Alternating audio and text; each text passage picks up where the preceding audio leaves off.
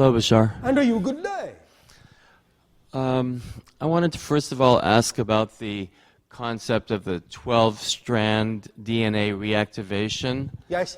And the validity to that concept. The concept is valid, but the 12 strands will not manifest in physical reality. Only one more will, so that you will ultimately have 3 strands physically, but the 3rd strand even will be quasi-physical. You'll be able to perceive it in physical reality, but it will stretch into non-physical dimensions.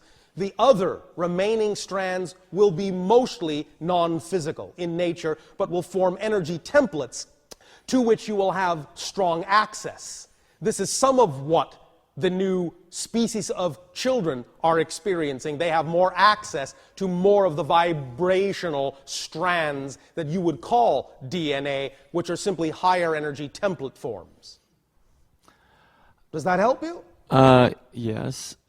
Do us older folks have a chance to develop that also? Well, since you older folks are still all young pups to me, I suppose so. I would like to ask, you spoke about Jesus and the living reflection that he was able to project. Do we have people on this planet that are capable to function on that level? You do. And who are they?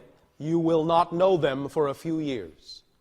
You will find most of them within what you would call your indigenous societies.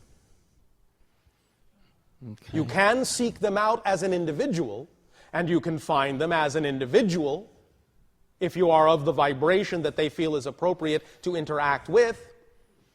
When the student is ready. Yes, exactly so. Most of them are referred to simply as masters or holy people, so forth, other names they are given, and many of them are very long-lived. Some of them are literally hundreds of years old, but you would never know that. In time you will. Is there someone who's going to take on the role of the Antichrist? Not necessarily will it be reflected as a single individual, though many may wish to claim the crown.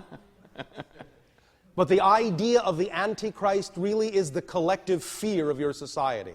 Wow. Just as the idea of the second coming is not the embodiment in a single individual, but the awakening of the Christ consciousness and the Buddha nature and the Krishna spirit within all people. You follow?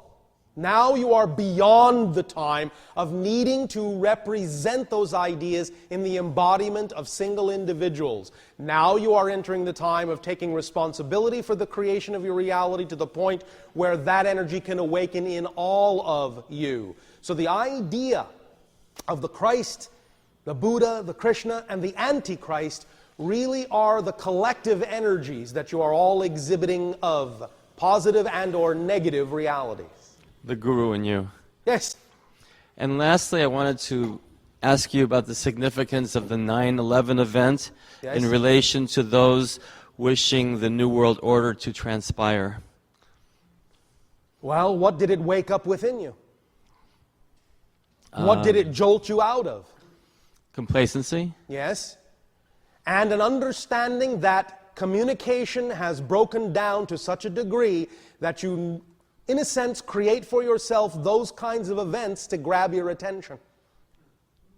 It also points out to you that you are your governments and you need to start communicating to each other as your governments and not let your governments run everything for you, giving them power and responsibility when in fact it's supposed to reside within you. Those elements in our governments that are negative to the advancement of humanity, they have a deep entrenchment. Yes. And who gave them that? We did. Thank you. So entrench them in a positive and loving way by empowering them. Remember, they are only entrenched because of fear.